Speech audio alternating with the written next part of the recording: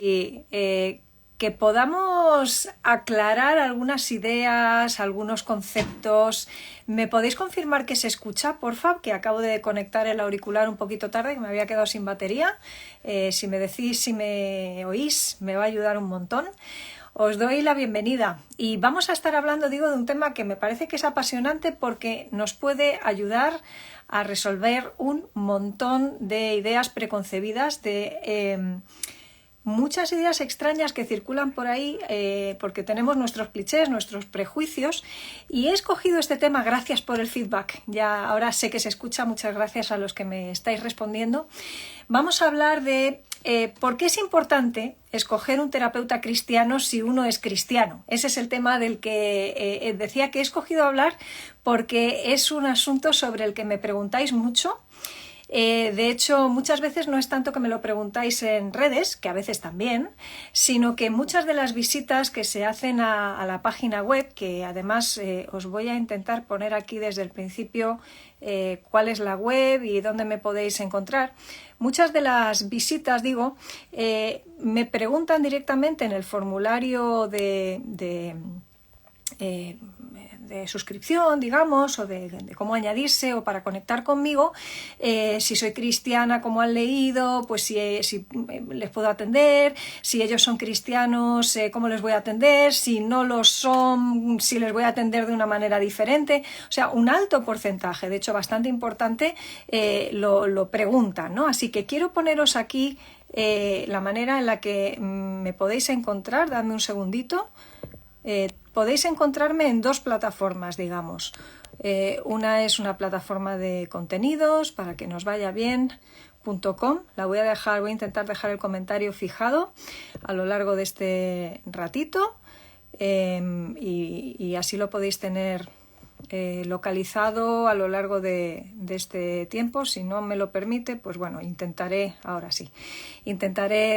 irlo poniendo a lo largo del ratito que vamos a estar también, y os voy a poner la página web, que luego siempre me lo soléis preguntar porque siempre se me suele olvidar decírosla, ¿vale? Así que tanto en la primera que estoy poniendo ahí como en la segunda, que voy a poner ahora, en lidiamartin.com, podéis también encontrarme.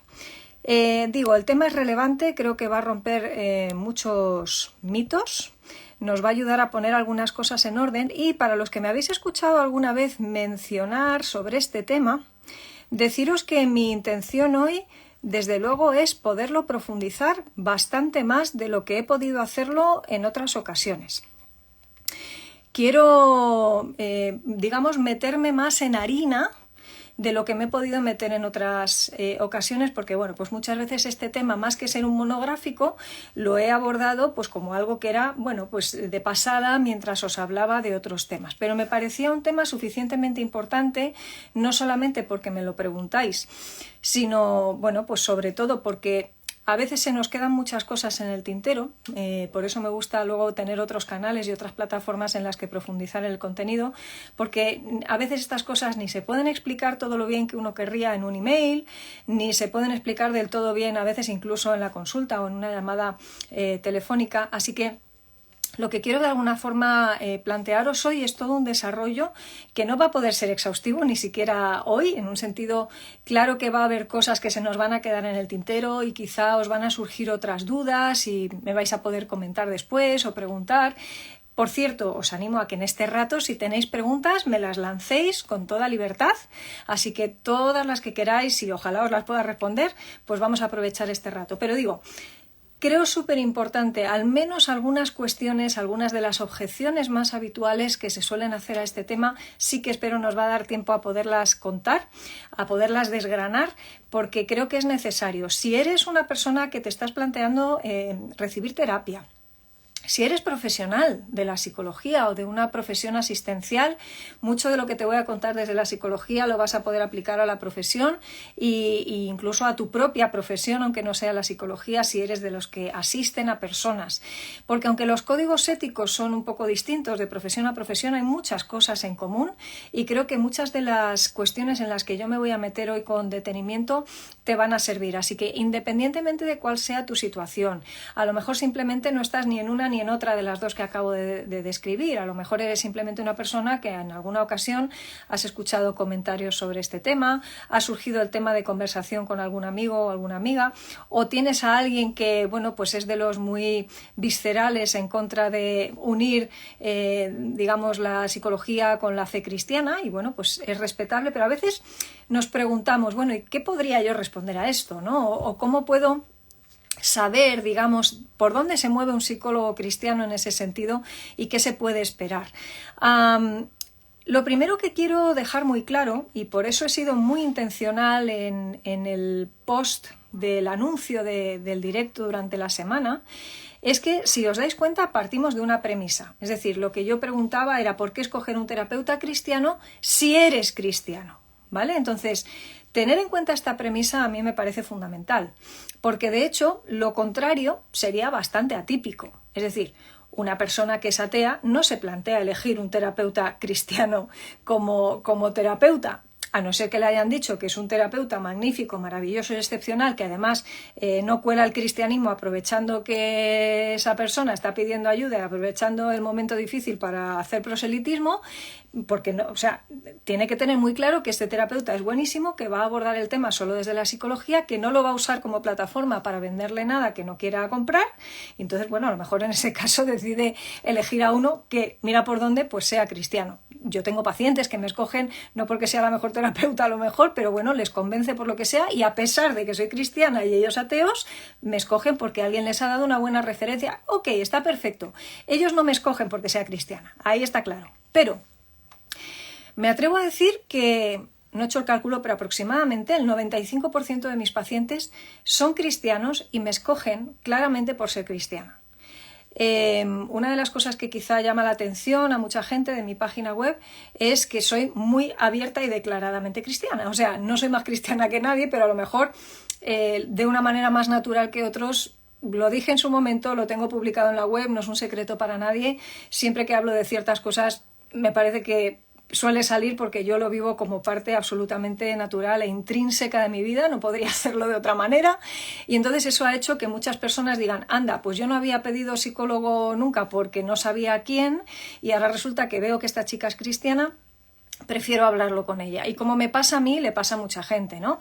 Me llaman a mí porque lo soy, o trabajan conmigo y con mi equipo, pues porque todos los psicólogos que forman parte de mi gabinete son psicólogos cristianos evangélicos, cada uno con su especialidad, con su manera de trabajar, pero que asocian y tienen esa doble visión del mundo de la que suelo hablar, ¿no? Por una parte, el convencimiento y el conocimiento que viene de lo que nos explica y nos cuenta la investigación científica desde la psicología, y por otra parte, pues la realidad de que para nosotros, desde luego, el cristianismo no es una religión, es una relación con Dios, un Dios que se ha revelado, que se manifiesta en la Biblia, una Biblia que es verdad y que tiene muchos puntos de conexión, más de los que mucha gente piensa, con las verdades que va encontrando la ciencia, cualquiera que sea su manifestación científica. Así que se nos busca entonces desde los cristianos a los cristianos, y digo, no debería llamarnos la atención, lo contrario, digo, es atípico, y si no nos extraña que un ateo busque a un ateo, o por lo menos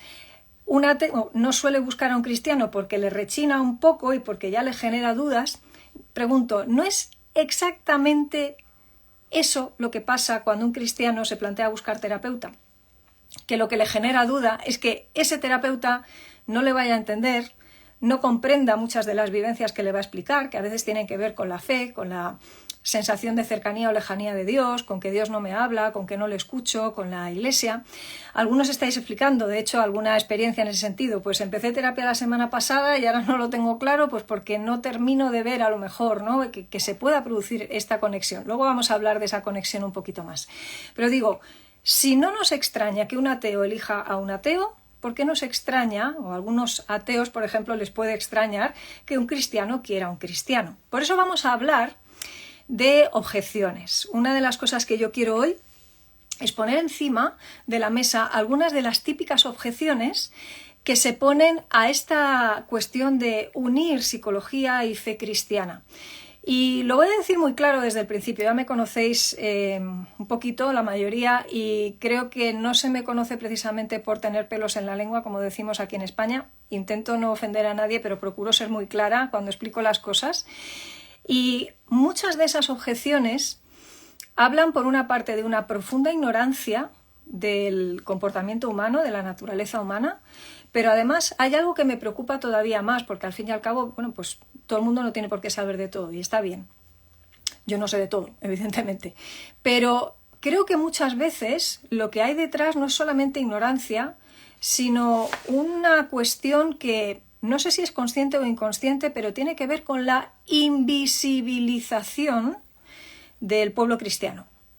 Y de que las personas cristianas tienen una serie de necesidades que muchas veces no son atendidas, ni entendidas, ni reconocidas por parte de la comunidad, pues en este caso psicoterapéutica, ¿no?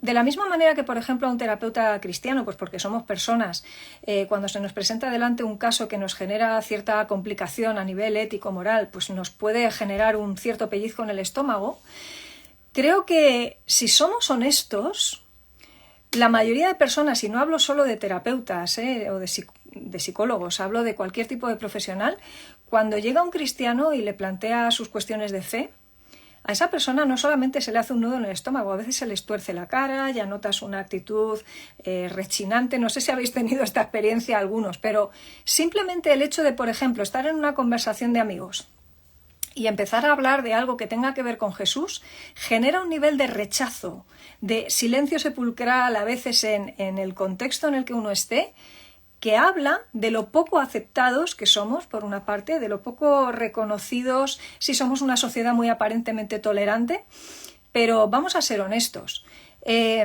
Los problemas que viven los cristianos a nivel psicológico, que a veces son muchos, primero porque a los más tocados y más enfermos y más necesitados vino el Señor a buscar primero, entre esos nos encontramos, yo me encuentro, pero además porque el ser cristiano significa, cuando uno se lo toma en serio, que va a estar sometido a doble nivel de estrés, de presión, de presiones externas. Vivimos de manera contracultural en un mundo que no nos entiende, y me atrevo a decir que no solo no nos entiende, sino que no tiene interés en entendernos, que nos invisibiliza y que sistemáticamente nos prejuzga, nos aparta, nos ningunea. Hay gente muy tolerante de verdad y hay gente que aparenta ser tolerante pero realmente no lo es.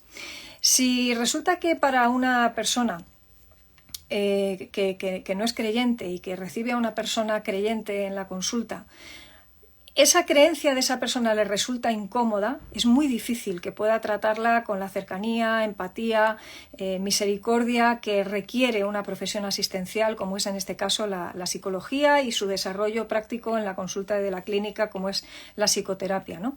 Y claro, es muy razonable, creo, cuando tenemos en cuenta todo esto, el que pues nos planteemos que son necesarios psicólogos que, además de ser psicólogos, sean cristianos. Por eso, ante la primera objeción que voy a mencionar, te voy a mencionar 2 o 3 y luego las vamos a ir desarrollando. Una de ellas que es, pues no deberían mezclarse las cosas, por ejemplo, ¿no? Y entonces a algunos les como que les explota la cabeza, ¿no? Si me escuchan hablar, por ejemplo, de psicología y fe cristiana. Otros que dicen, bueno, algo estará haciendo el psicólogo si resulta que es tan relevante el que sea cristiano. O sea, está mezclando las cosas, esto no es buena señal, ya no es un psicólogo de fiar, podría decir alguien, ¿no? Se dice, de hecho, a veces, aunque no abiertamente, porque es políticamente incorrecto, nadie se quiere meter en esos charcos tan abiertamente, pero notas que esa es un poco la creencia general. Y yo lo noto, por ejemplo, en redes sociales. Cuando hago alguna mención, pongo algún post de este tipo, a veces recibo pues algunos comentarios, a veces son privados, otras veces son públicos, con poquita prudencia, pero que se me envían un poco en esa dirección, ¿no? De no deberías mezclar las cosas, me parece una cosa absolutamente escandalosa lo que estás haciendo, ¿cómo te atreves prácticamente? ¿No? Otra cosa que se suele decir, y es otra objeción, ¿no?, que se suele plantear, pues es que la fe compromete la objetividad del psicólogo, entonces la fe debería dejarse aparte y nunca un psicólogo debería permitir que su fe de alguna manera cale o se manifieste. Y fíjate, vamos a ir objeción por objeción, te propongo ese ejercicio, entonces si quieres acompañarme, si crees que este tema le puede interesar a más gente, te animo a que les mandes un mensaje rápido y les digas conéctate. Voy a intentar que luego quede grabado el directo, pero nunca lo puedo garantizar, ya me ha pasado alguna vez, por ejemplo cuando tenía el directo con Claudine Bernardez, que está aquí con nosotros hoy, pues se me murió el móvil directamente por el calor que hacía y luego solamente pudimos grabar un cachito. Por si acaso, llamada a quien queráis si creéis que tienen que escuchar esto. Vámonos entonces a ver algunas respuestas a estas objeciones. Y luego vais a poder dejarme vuestros comentarios, me vais a poder preguntar cualquier cosa que queráis. Vamos a hablar de esa primera objeción que os mencionaba, que dice que no deberíamos mezclar las cosas. Y voy a volver al argumento inicial. Cuando os decía, creo que hay mucha ignorancia en ese sentido, lo voy a plantear muy claramente en esta objeción. A veces las cosas ya están mezcladas. Perdonadme que sea tan directa. O sea, mi caso, por ejemplo, que es el de muchos otros terapeutas, no es que yo estoy mezclando las cosas, es que yo soy cristiana y soy terapeuta. Y no me puedo cortar un cacho de mí y proseguir como si tal cosa. Es decir, en mi vida las dos cosas están mezcladas. La psicología es la profesión que tengo y la fe cristiana es mi profesión de fe. Y soy lo que soy porque soy cristiana y soy lo que soy también porque Dios me ha regalado la profesión que tengo, que por cierto no escogí, eso ya es tema para otro día. En mi caso las cosas ya están mezcladas, luego no es que intento mezclarlas, es que ya están.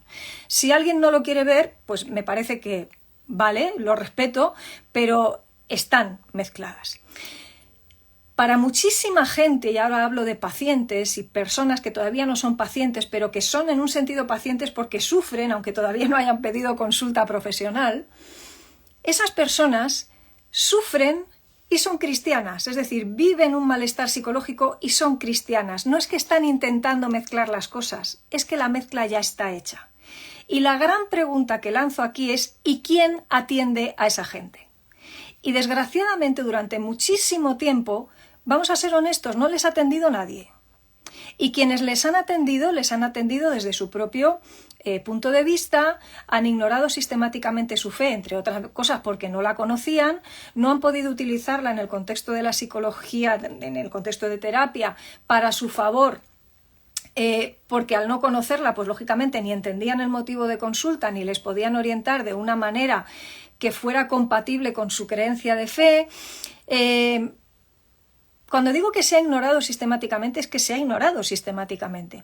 Y por otra parte, además, voy a hablar muy claro en esto también, a veces desde el mundo cristiano sufrimos los psicólogos fuego amigo, digamos, ¿no? Porque a veces se nos ataca no solo desde fuera por aparentemente mezclar estas cosas, sino que se nos ataca desde dentro por algunas personas que creen que también estamos mezclando las cosas, sin darse cuenta de que ni nos estamos metiendo en el terreno pastoral, ni nos estamos metiendo a hacer consejería, porque no somos consejeros, somos psicólogos. Lo que pasa es que somos psicólogos que decidimos no ignorar lo que conocemos acerca de la fe de la persona que tenemos delante. Espero que se entienda esto. Parece un poco trabalenguas, pero creo que se va a entender si lo expreso de esa manera.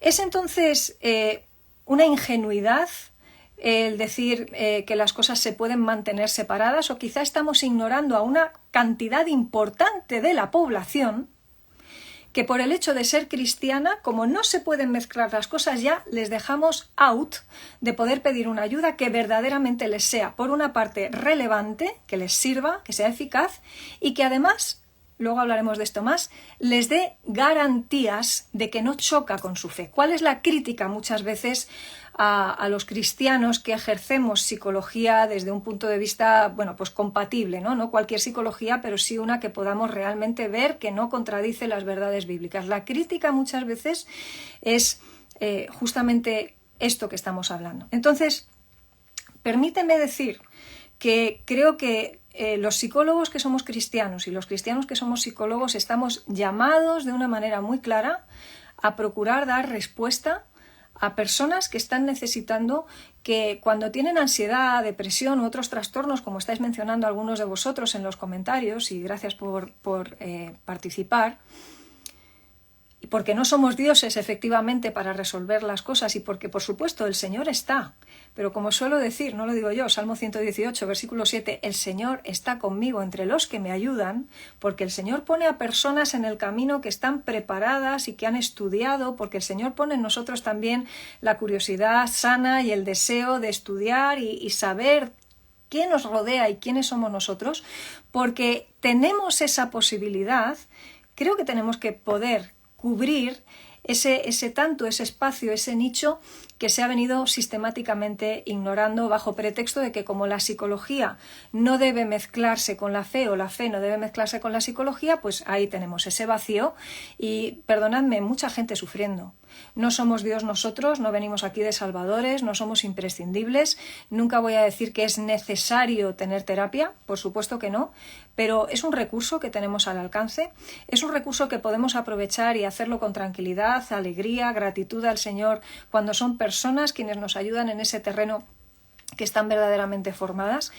Me atrevo a decir, por otra parte, y voy a ser muy crítica también hacia adentro, hacia la profesión y hacia los propios cristianos, que cualquier psicólogo que es cristiano, cualquier cristiano psicólogo, perdonadme, no vale.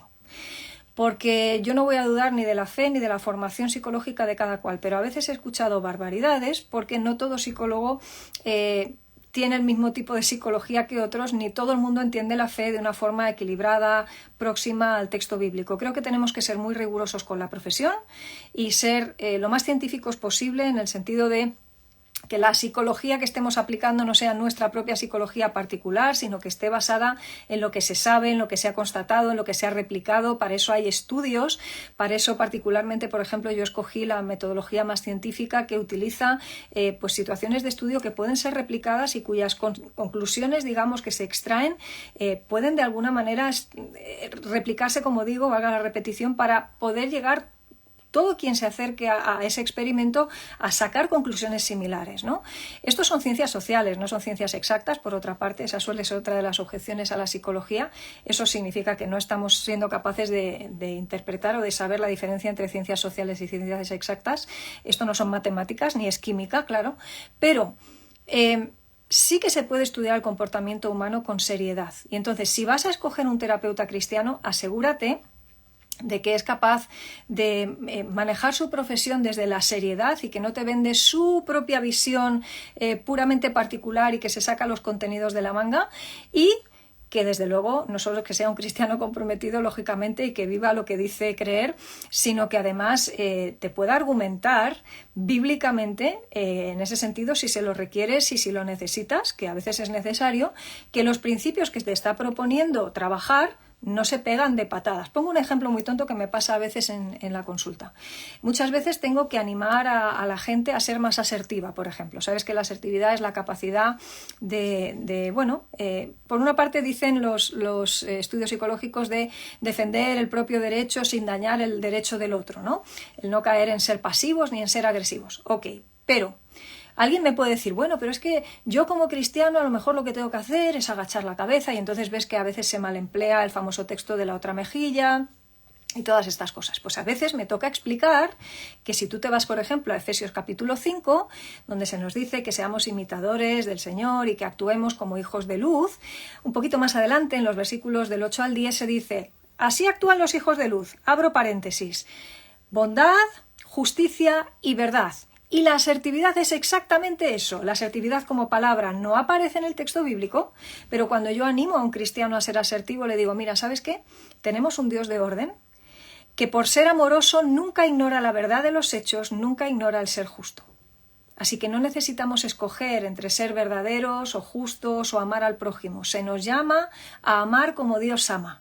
Y por tanto, si Dios ama también en verdad y también en justicia, nosotros tenemos que ser honestos, tenemos que ser justos. Eso a veces requiere pedir un cambio, decir las cosas como son, por supuesto con amor. Si no, mira cómo escribe Pablo las epístolas a los Corintios, con lágrimas, no intentando machacarles, pero sí diciéndoles verdades como templos. O sea, de alguna manera lo que vemos son modelos de liderazgo. Si estoy trabajando liderazgo en las sesiones con una persona, le tengo que poder justificar las propuestas que le estoy hablando. Entonces le diré, mira, desde la psicología lo que se nos propondría es esto, quédate tranquilo porque desde el punto de vista bíblico esto y esto y esto coincide con esto que la palabra muestra. Y Mira, una de las satisfacciones mayores que tiene mi profesión cuando presento estos dos asuntos a la vez es ver la cara de descanso, de alegría que se produce muchas veces en la persona que recibe esa información, ¿no? O sea, cuando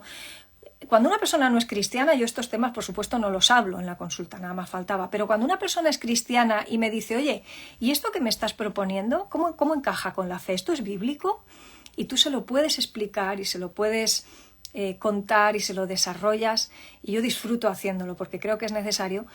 Notas que esa persona dice, ah, vale, y entonces, y solo entonces, es que se siente con libertad delante del Señor también para empezar a aplicar los cambios que son necesarios para salir del hoyo en el que se encuentra.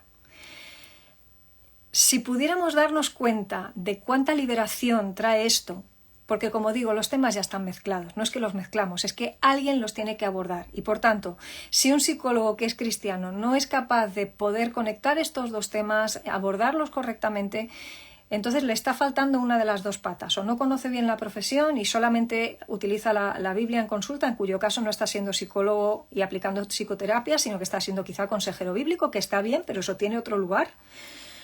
Y por cierto, aquí en España eso no está regulado ni reglado, se consideraría incluso una forma de intrusismo cuando sale del contexto de la Iglesia, es otro tema. Pero a la inversa también, es decir, si un psicólogo que recibe a personas cristianas, que tú tienes que estar preparado para hacer defensa de tu fe en cualquier momento, y no solo a los inconversos, también a un hermano que te pregunta, oye, ¿esto que me estás sugiriendo o recomendando encaja o no encaja? Tú tienes que poder responder. Por eso, cuando me habéis escuchado alguna vez, por ejemplo, teniendo alguna masterclass en Academia de la Biblia o en otros foros, siempre digo que el psicólogo tiene que dominar su profesión cuando es cristiano como una forma de excelencia, de adoración, pero tiene que dominar la Biblia, incluso más de lo que domina su profesión, porque si trabaja con personas cristianas, esas personas le van a pedir cuentas. Creo que es lo que el paciente muchas veces tiene que hacer para poder interiorizar realmente lo que se le está proponiendo, y debemos poder ser capaces, como dice Pedro en sus epístolas, de dar respuesta respecto a nuestra fe también en esos contextos. ¿Te puede parecer apologética? Lo es, o sea, yo estoy dando hoy, en cierto sentido, una propuesta apologética a algunas de las objeciones, como digo, que surgen en este contexto de la pregunta que nos hacíamos. Así que, primera objeción, como ves, que planteo y a la que he querido dar respuesta sobre esa idea de que las cosas están mezcladas. No cualquier psicólogo cristiano o cualquier cristiano psicólogo vale. Sed exigentes en ese sentido con lo que queréis ver en el terapeuta que va a tratar vuestro caso, porque creo que es legítimo, es sano, y de otra manera lo que podríamos estar es transmitiendo poco rigor en la profesión, por una parte, cosa que me preocupa, pero lo que me preocupa más todavía es que fuéramos poco rigurosos en cuanto a la palabra, porque eso tiene responsabilidad mayor, desde luego, y creo que tenemos que ser muy, muy intencionales en estudiar en ese sentido. Todo creyente tiene un llamamiento a ponerse delante de la palabra, estudiar sobre los temas que le preocupan, no depender siempre de las voces ni del pastor ni del psicólogo que dice tal o cual, pero el psicólogo es una de esas personas que se tiene que poner frente al texto bíblico y que tiene que abordar e investigar. Segunda objeción que quiero poner encima de la mesa, y es no debería ser relevante esto, en el sentido de por qué tenemos que siquiera hacernos la pregunta, ¿no? Para mucha gente, digamos, el siquiera hablar de esto hoy sería como, bueno, ¿por qué, no? O sea, ¿qué sentido tiene esto? Un ateo quizá diría no tiene relevancia, pero quiero explicar algunas cosas también para las personas no creyentes que me están escuchando en este momento. Mira, un cristiano que es cristiano no es cristiano nominal. O sea, la idea, por ejemplo, que hemos manejado mucho tiempo aquí en España del católico no practicante, eso, por lo menos tal y como entendemos los evangélicos, el seguir a Cristo, el ser discípulos, no existe tal cosa como un discípulo no practicante. Luego no existe un cristiano no practicante si el cristiano verdaderamente se lo toma en serio. Lo otro es llamarse cristiano, pero no es andar como él anduvo. Por lo tanto, yo no tengo que juzgar si se es cristiano o no, pero por nuestros frutos se nos conoce. No podemos juzgarlo, pero sí discernirlo. De manera que cuando una persona no vive según su fe, pues perdóname, la fe pinta poco o nada en su vida, está claro. Pero la realidad es que para un cristiano comprometido la fe siempre es relevante. Luego no va a existir el caso de un cristiano que necesite abordar un tema psicológico para el cual no sea relevante su fe. en esas decisiones que va a tomar, en quién le va a proporcionar la ayuda, en si va a aplicar o no las pautas. O sea, la fe de principio a final va a ser relevante en cosas como si voy a tomar medicación o no. ¿Cuántos cristianos hay que no toman un antidepresivo porque creen que es pecado, por ejemplo? Y de nuevo, no voy a entrar en ese tema hoy porque sería abrir otro melón muy gordo que no es el asunto, ¿no? Pero ya lo hablaremos otro día si queréis. ¿Es pecado o no es pecado? Bueno, es que la persona se lo va a preguntar. Os pongo otro ejemplo. Una persona que llega a la consulta por un tema de pareja, sin ir más lejos, y que pues cuando el terapeuta que tiene delante no es cristiano, pues seguramente no va a tener ningún problema en recomendarle que se separe. A la que vea que la persona es infeliz y que lo que necesita, humanamente hablando, es salir de esa situación, pues oye, no te mates por quien no se mata, directamente, oye, pues hay que ser feliz, hay que vivir, que son 2 días, y tú tira para adelante, y si te tienes que separar, te separas. Esta es la cuestión. Bueno, el cristiano que recibe esa recomendación va a decir, bueno, un momento, a ver, yo delante de Dios he hecho un pacto, para mí es importante preservar el matrimonio, ¿cómo voy a aplicar yo esto? Yo quiero saber qué pasa en una situación como la mía delante de Dios y quiero hablarlo con un psicólogo, quiero hablarlo con alguien que me entiende, lo he hablado con el pastor, quizá lo he hablado con el equipo de consejería, quiero saber cómo manejar la ansiedad que me está produciendo esta situación que vivo con mi pareja en casa, lo que están viviendo mis hijos, cómo es mejor ayudarles en un sentido o en otro. Claro, ¿qué pasa en esta situación? Si te das cuenta, para esa persona es absolutamente relevante su fe desde antes, durante y después de pedir la consulta. Así que no hay tal cosa como es que no debería ser relevante. Se nos vuelve a olvidar que hay una cantidad importante de la población que es cristiana, que ya está bien de mirar para otro lado, que hay muchos cristianos que quieren y necesitan tener una cobertura. Y entonces, claro que es relevante. Y cuando tantas personas, por el hecho de no compartir nuestra fe, dicen, buah, eso es una tontería, es que son fanáticos, es que qué pinta esto, es que no han salido de la Edad Media, bueno, y todo tipo de burradas que se dicen en las que no voy a entrar. ¿Veis por qué muchas veces uno no quiere ir a un terapeuta ateo? Porque si lo que vas a pensar de mí es eso, si me vas a prejuzgar, que ese juicio, ojo, no lo hacen todos los terapeutas ateos, conozco muchos terapeutas ateos que de verdad lo hacen magnífico. Pero cuando leo algunas cosas que se me escriben en redes, pienso, ¿ves cómo todavía hay prejuicios? Por eso no van a ir a tu consulta.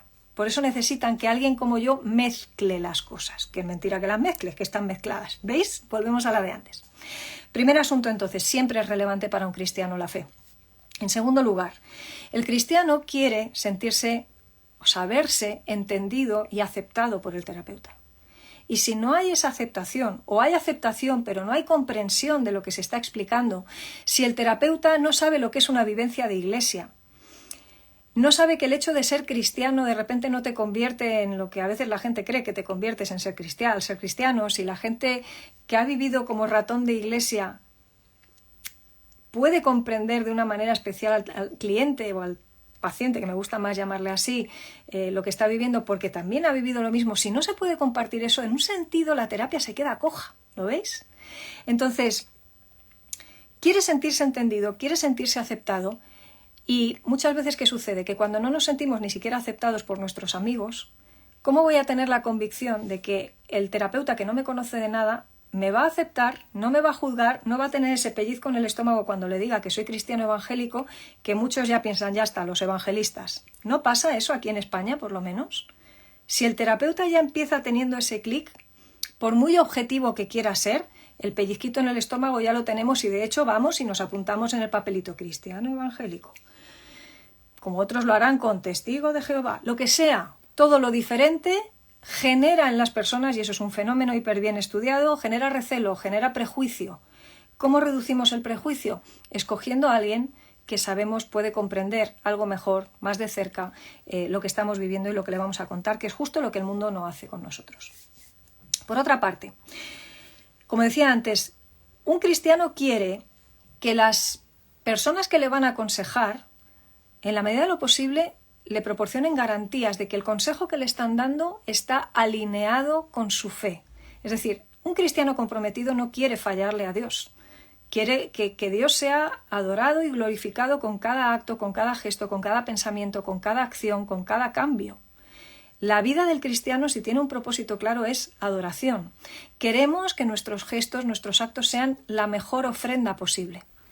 Y cuando un psicoterapeuta me dice que haga un cambio, yo quiero saber si ese cambio está alineado con la palabra. Entonces, muchas veces yo en terapia lo que hago es proponer a la persona, oye, esto es lo que te sugiero desde el punto de vista psicológico, pero te animo a que estudies esto y esto y esto desde el punto de vista bíblico para que veas que esto que te estoy contando, aunque no te lo encuentras en la Biblia bajo la terminología técnica, la Biblia habla de muchas y todas estas cosas, ¿no? Por cierto, voy a hacer una mención, porque ya me lo han preguntado varias veces y voy a ser muy clara. A veces la gente me pregunta, por ejemplo, sobre temas de los que yo no creo prudente hablar en redes sociales. Y voy a decirlo muy claro porque a veces creo que se nos aprietan las tuercas, sobre todo a los que tenemos una visión o una imagen más pública en redes. Parece que el psicólogo tiene que ser el que hable de todo, el que sepa de todo y el que además está obligado a dar su opinión, sobre todo en un contexto que honestamente no es donde tenemos que dar nuestra opinión sobre todo. Me pasa con muchos temas. Yo no tengo por qué hablar del aborto en redes sociales, porque no es mi tema, tengo mi postura. Evidentemente lo he estudiado delante de la palabra de Dios, sé lo que dice, tengo mi postura, pero no tengo por qué visibilizarla necesariamente en redes sociales. Como sobre eso, sobre otros temas, en los que me parece que quienes tienen que hablar son los expertos, y de la misma manera que a un traumatólogo no se le pide que hable de pediatría en sus redes sociales, pues a mí como psicóloga, que no tengo por qué saber de todo, nadie me puede ni me debe forzar a que hable de todo tema en una red social. Las redes sociales son, si no se usan bien, y lo digo como alguien que he vivido algunas malas experiencias en redes sociales, una trampa mortal que más que ayudar a veces a bendición, ayuda a que se nos acribille, machaque y haga desaparecer, pues no precisamente quien ama a nuestras almas, sino quien las aborrece. Lo digo también porque a veces se pone sobre el psicólogo muchas cargas en ese sentido. El psicólogo tiene que saber de todo, tiene que hablar de todo y además tiene que tener la apertura a hablar de todo en redes sociales. Quien dice en redes sociales dice también en la consulta psicológica, ¿vale? Entonces, en ese sentido creo que a libertad nos llama Dios, nos llama a prudencia y a sabiduría, y yo particularmente escojo de qué temas hablo y de cuáles no hablo en público, primero porque puedo y debo hacerlo, me atrevería a decir un poco que porque también me da la gana, perdonadme, porque creo que esa libertad debemos tenerla, pero además ya está bien de que muchas veces se nos utilice para decir lo que tú quieres escuchar o lo que tú quieres saber y no necesariamente digo la red social o un chat, que al final todo lo que queda por escrito yo no tengo ni idea de para qué lo va a usar cada cual, lo que queda grabado yo no tengo ni idea de para qué lo va a usar cada cual y por tanto digo, no utilicemos a veces las consultas, las terapias. Conozco gente de hecho y tristemente en la profesión y siendo cristianos que por no haber tenido prudencia en estas cosas se han tenido que ver sometidos a sanciones, a sentencias judiciales, a cosas muy feas que simplemente son por no tener prudencia en la manera en la que se hacen ciertas cosas. Así que creo que nadie duda de mi compromiso y del compromiso de muchos de mis compañeros cristianos evangélicos también en unir y presentar unidas la profesión y la fe, porque así debe ser, pero desde luego ojo también con ponernos en el foco de un huracán en el que cada cual tiene que decidir si participa o no, como digo, desde la prudencia y desde la sabiduría. El paciente necesita tener garantías entonces de que lo que se le está presentando es sabio. El terapeuta tiene que tener la garantía también de que está en un entorno seguro y de que ese paciente, esa persona que le escucha en redes sociales, va a hacer el mejor uso también de lo que recibe. Ahora, por dar una respuesta práctica en cuanto a muchos de los temas y los dilemas morales que a los cristianos nos aquejan en el día de hoy, yo lo voy a plantear de manera muy sencilla, espero que ayude, y creo que esto va a responder preguntas sobre muchos temas que a mucha gente, muchos cristianos les inquietan, pues el tema del aborto, por ejemplo, el tema de la pornografía, el tema de la sexualidad, del tipo que sea, me da igual si es trans, bi, a, poli, homo o del tipo que sea, me da exactamente igual. Para mí hay dos tipos de personas. Personas que decidimos que Dios va primero y todo lo demás va después. Personas que deciden que otra cosa va primero y Dios pinta poco o menos o nada en su vida.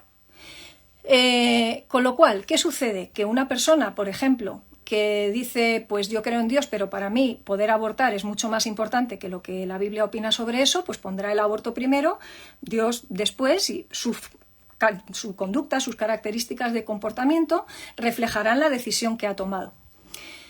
Pasa lo mismo con cualquier opción sexual. Es más, no voy a hablar ni de homosexualidad, ni de LGTBI, ni de nada. Voy a hablar de heterosexualidad.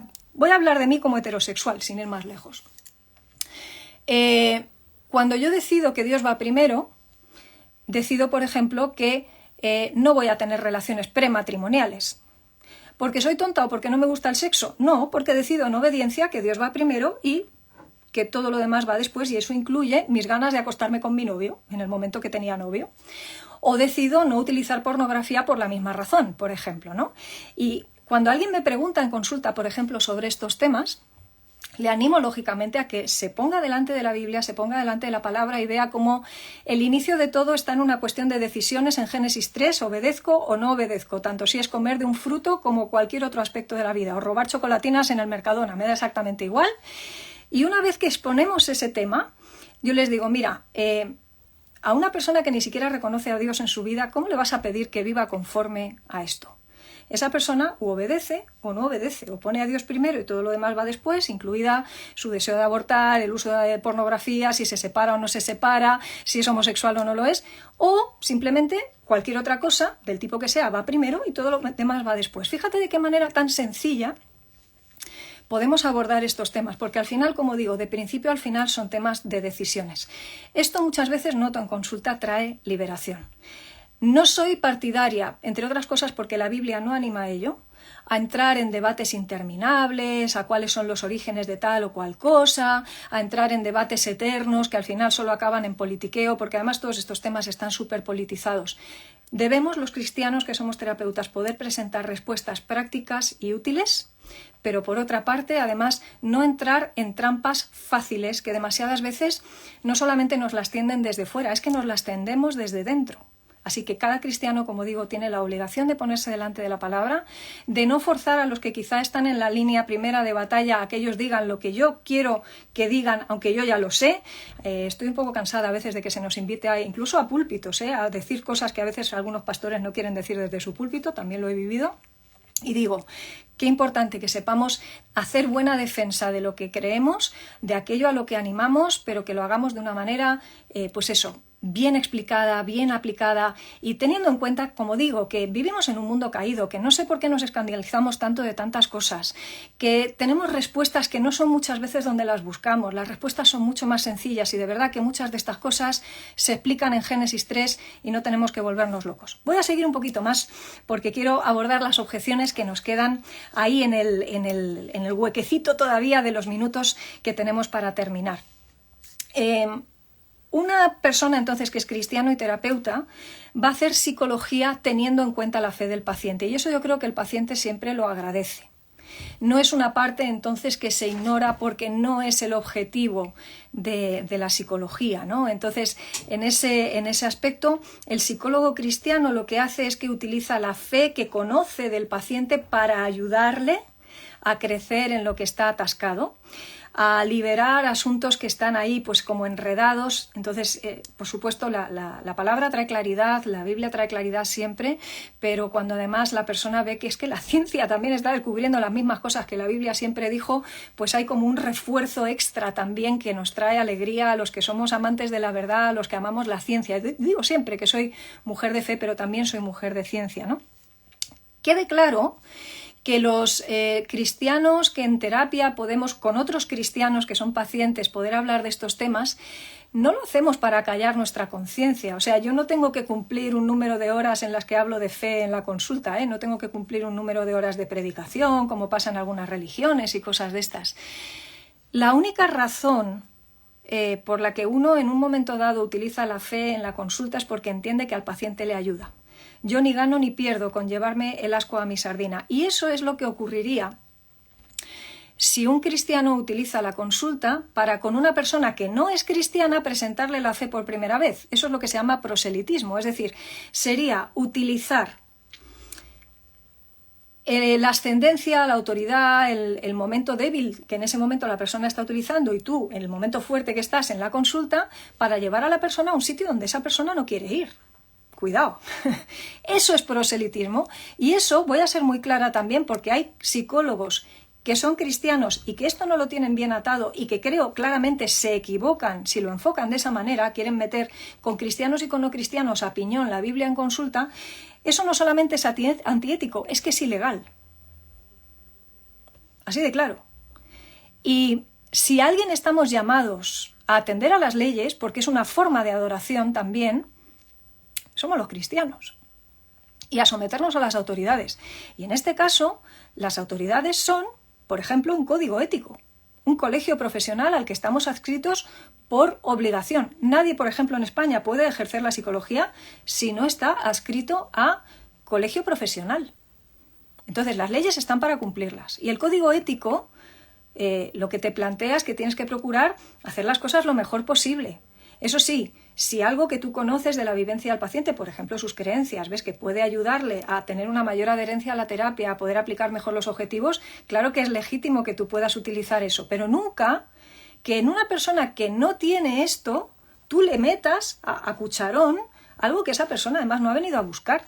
No aprovechemos eso. Entonces, no se hace a propósito. En ese sentido, creo que cuando algunos compañeros que son cristianos quizá meten un patinazo en esto, no es porque quieren hacerlo mal, es porque a veces no se han tomado quizá el tiempo para explorar esto en el detenimiento y en la profundidad que requiere. Así que desde luego mi ánimo a todos los compañeros a que este tema lo tengan muy bien atado. Para eso también quizá yo tengo esa carga de siempre traer contenidos como los que estamos haciendo aquí en directo, la plataforma que tenéis ahí fijada en el chat, en la que yo intento los temas de salud mental plantearlos desde el punto de vista bíblico, además desde el punto de vista psicológico. Eso no está pensado solamente para pacientes, está pensado para psicólogos que dicen, oye, pues yo este tema de la ansiedad o este tema de la depresión o este tema de la ética profesional nunca me he puesto a investigarlo con la Biblia en la mano. Pues tenemos que hacerlo, señores y señoras. No es un tema menor, no es un tema que podemos dejar aparcado. Así que, desde luego, encarecidamente animo a toda persona a que en ese sentido, ya que hoy tenemos recursos para formarnos, los aprovechemos. Cuando alguien además está empeñado en utilizar la consulta profesional para dar testimonio en ese sentido al no creyente, a mí me perdonáis.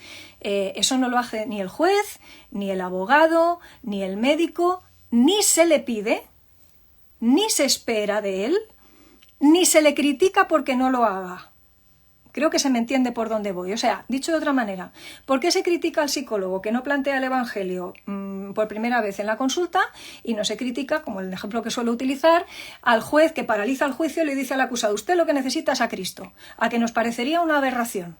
¿A que nos parecería una aberración que el oncólogo paralizara la sesión de quimioterapia y le dijera al paciente, oiga, ¿usted conoce a Jesús? Estaría absolutamente fuera de lugar, porque ese contexto profesional marca unas directrices que deben ser tenidas en cuenta, por legalidad, porque es una forma de excelencia y de adoración. ¿Eso significa que no puedes orar por esa persona? Claro que no, ora por ella. Pídele al Señor que ponga a la persona propicia, que no eres tú en ese contexto, para hablarle de ciertas cosas.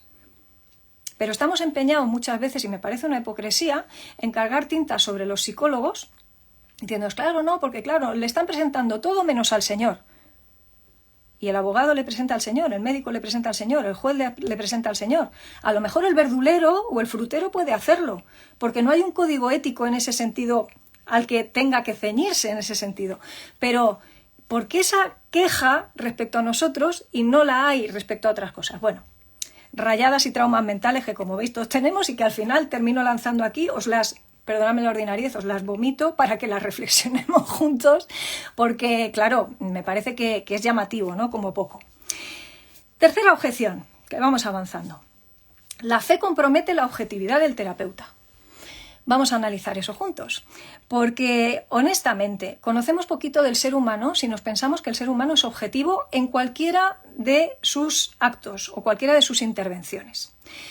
Vamos a intentar hablar con propiedad. Los psicólogos o toda persona puede pretender o intentar ser objetivo. Pero por definición toda persona es subjetiva. Es decir, nosotros no hacemos fotografías de la realidad, no somos escáneres, no somos cámaras de fotografía. Nosotros hacemos interpretaciones de la realidad y las hacemos a través de nuestras experiencias, de nuestros propios sesgos, de nuestras propias atenciones selectivas. Nos fijamos en unas cosas más que en otras. Es completamente inconsciente muchas veces, Pero pensar que lo que compromete la fe, lo que compromete la objetividad del psicólogo es que tenga fe, lo que compromete la objetividad de todo psicólogo es que es ser humano. Así de claro. Y tan sesgado puede estar el cristiano hacia un no cristiano como sesgado está el terapeuta no cristiano hacia un paciente cristiano, ¿o no? ¿O es que solamente somos subjetivos o filtramos las cosas a través de, en este caso, el Evangelio, de una lente particular, los que somos cristianos? Igual va a ser que lo que no conocemos es la naturaleza humana, la ignoramos, o bien, a lo mejor, es que estamos aplicando una doble vara de medir, que es lo que suele pasar. Y entonces invisibilizamos ciertas realidades porque no interesan, y porque quedan feas y porque no estamos en esa moda ahora de poner a parir al cristiano de turno o de considerar tontos, fanáticos y prácticamente absolutos imbéciles a los que seguimos diciendo que creemos en Jesús, que seguimos sus pisadas en la medida que el Espíritu nos lo permite, nos lo proporciona y que seguimos creyendo que Jesús es el Señor. Nosotros somos, perdonadme, para la sociedad en la que vivimos, auténticos idiotas. Y somos los únicos sesgados en nuestra objetividad. Ya está bien, ¿no? Igual digo, tenemos que recordarnos que el ser humano, por definición, entonces es subjetivo. Vamos a intentar ser los mejores profesionales, sin duda, pero ese pellizco en el estómago, cuando alguien delante de nosotros nos cuenta, nos dice o manifiesta algo que es contrario a nuestras propias creencias, lo tenemos todos. Tanto el ateo, como el agnóstico, como el que dice no creer en nada, como el cristiano, como el testigo de Jehová, como el musulmán, es que me da exactamente igual. Todos los seres humanos tenemos esos sesgos. Nosotros como cristianos, por cierto, y como terapeutas, no estamos para darle la razón al paciente, ni siquiera tenemos que estar de acuerdo con lo que hace. Yo no estoy de acuerdo con todo lo que hacen mis pacientes, ni mis pacientes están de acuerdo con todo lo que hago yo. Pues anda, que no habrá gente que esté en desacuerdo con lo que estoy contando en este momento. No pasa nada. Convivimos, coexistimos y la vida sigue. No pasa nada. Pero lo que sí que debemos poder detectar, y por eso es tan importante que no se pierda la objeción de conciencia, es, si yo estoy acompañando a una persona a la que llega a un punto en el que ya lo que me está contando llega a un nivel de dolor tal en mi corazón o en mi estómago que no la puedo seguir acompañando a no ser que tenga que renunciar a mis principios, ahí Freud fue muy inteligente porque hablaba de la transferencia, es decir, de esos sentimientos que se crean, transferencia y contratransferencia, ¿no? Los sentimientos que se crean en el terapeuta y en el paciente por la propia interacción y por la propia relación, y a veces cuando la transferencia es muy alta o la contratransferencia es muy alta, el terapeuta que hace bien su trabajo tendrá que decir, mira, en esto no te puedo acompañar. ¿Qué es lo que está sucediendo? Que las leyes cada vez más están poniendo en duda la utilidad de la objeción de conciencia porque lo consideran una forma de discriminación, cuando en realidad no lo es. Lo voy a plantear de otra forma. Es que si un terapeuta me dice, en esto no te puedo acompañar porque por mis principios, de verdad, no puedo. Imagínate que yo soy una persona plenamente convencida de que abortar está mal y me llega una persona que me dice, yo quiero que me ayudes a sentirme bien con lo que he hecho. Y yo, pues a lo mejor no la puedo acompañar en eso, nunca le voy a poder decir lo que ella quiere oír de mi parte. O alguien que me dice, oye, pues yo quiero sentirme cómodo con el uso de pornografía, ya sé que a mi mujer le sienta fatal o que a mi marido le sienta fatal, pero yo lo que quiero es que me ayudes a no sentir culpa o a no... Y claro... A ver, tengo que negar mis principios para poder acompañar a esa persona. Entonces, a lo mejor lo que tengo que ser es honesta y, como dice el Código Ético y Profesional, reconocer las limitaciones de mi formación y de mis capacidades terapéuticas y decirle a esa persona, mira, yo no sería un buen terapeuta contigo si no te digo que en esto no te puedo acompañar. De hecho, lo que me hará el mejor terapeuta es que sea capaz precisamente de identificar que no soy la persona idónea, a no ser que realmente quieras escuchar lo que creo que te debo decir honestamente, pero quizá este no es el contexto porque no quiero utilizar la consulta para algo que realmente no es el espacio para decir, ¿no? Entonces, si reconozco mis límites, si veo la transferencia que se está produciendo en esa relación terapéutica, si utilizo entonces la objeción de conciencia como algo que sirve al paciente, que sirve a la relación terapéutica, entonces no estoy siendo un mal terapeuta ni estoy discriminando a nadie. Lo que estoy haciendo es hacer lo que tengo que hacer y éticamente no engañar a nadie, ni tampoco renunciar a mis principios. Si yo he decidido como cristiana que Dios va primero, eso a veces tiene un precio, y tiene un precio alto. Y conozco personas y cristianos que lo pagan en cada una de sus profesiones, sin duda. Así que Estamos llegando al final, nos quedan nada, 3 minutitos, pero sí que de alguna manera quiero insistir en algunas de las cosas que he mencionado. Como he visto que no había muchas más preguntas, me he extendido un poquito más, pero quiero insistir en varios aspectos que he planteado, ¿no? Creo que los cristianos tenemos que alzar una voz a favor de que se nos deje de invisibilizar, que se nos deje de tratar como idiotas por el hecho de creer en lo que creemos y en el Dios que creemos. Creo que tiene que haber cristianos comprometidos en todas las profesiones y la psicología es una de ellas. Era necesario que hubiera una Esther, por ejemplo, en el palacio del rey Asuero, y era necesario que hubiera tantas otras personas que se han dedicado a lo largo de los tiempos, y no solo en la época bíblica, sino en cada una de las épocas de la historia, a hacer presencia, algunos como ministros, otros como reyes, otros recogiendo sillas en un lugar sencillo y humilde, otras personas sirviendo el pan en un desayuno. Me da exactamente igual. Tiene que haber cristianos en todos los lugares. Tenemos que ser capaces como profesionales, además de no compatibilizar a cucharón y de intentar que case lo incasable, pero sí de ser intencionales y yo creo que diligentes en estudiar, en profundizar y en averiguar de lo que hacemos en nuestra profesión cuánto es compatible o no, salvar ese abismo. Hay una pregunta que dice, si aunque tus principios te impiden estar en terapia con ese paciente, como lo mencionaste, este no sería el escenario perfecto para evangelizar.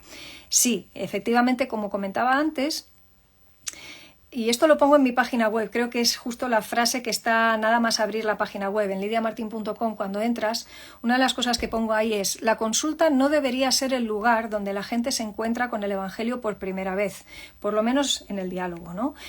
Se encuentran con el Evangelio en un sentido porque tú eres cristiano evangélico y con tu vida se supone que vives algo que refleja a Cristo, no es que somos luz, a veces es que donde estemos tenemos que ser luz, y no necesariamente siempre porque estamos sacando la Biblia y diciendo sí, porque en Juan capítulo 1 dice, ¿no? Entonces, somos luz porque estamos y ya está, somos luz.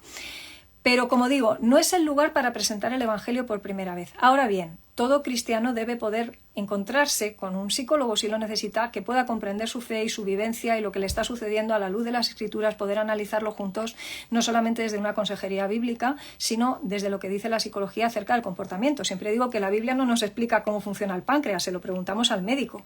Bien, pues algunas cosas no nos las cuenta la Biblia, se las preguntamos al psicólogo y no pasa nada. Así que por eso decía que no es el escenario perfecto para evangelizar de la manera convencional que entendemos como evangelizar. Yo no le voy a dar un folleto a un paciente mío no creyente, lo siento en el alma, no es el espacio para eso. Habrá otras personas que se lo puedan dar y yo podré trasladarle lo que le pueda trasladar con las herramientas que son legales y legítimas. Así que hagamos el Evangelio relevante, los que somos cristianos.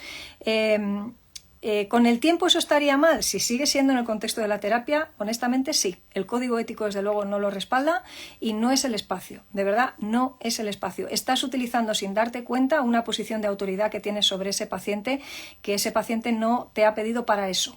Entonces se pueden confundir los objetivos de la terapia. Tú le puedes animar a que si tiene inquietudes espirituales busque, a que pregunte a personas, puedes animarle en ciertos sentidos muy, muy, muy generales, pero no es el espacio. Lo insisto radicalmente porque es absolutamente ilegal y además es antiético. Creo que la ética como cristianos la tenemos que llevar muy, muy, muy en alto. Así que ánimo con seguir estudiando, ánimo con seguir conociendo cosas. Buscad, por favor, fuentes de contenidos. Os animo a visitar esas páginas web. Por una parte, para que nos vaya bien.com, es un espacio de conexión entre psicología y fe. Visítala, aprovecha los contenidos en abierto. Si tienes a bien apoyarme con mi ministerio también suscribiéndote, pues genial, estaré muy agradecida y creo que te va a ser de bendición. Comenta estas cosas con quien desees. Gracias a todos por haber estado y nos vemos pronto. Seguiremos hablando de cosas que nos interesan a todos, espero, y deseo que tengáis una muy buena noche. Son buenas noches aquí en Madrid, allá donde estéis, que tengáis la mejor jornada posible. Buenas a todos, nos vemos pronto.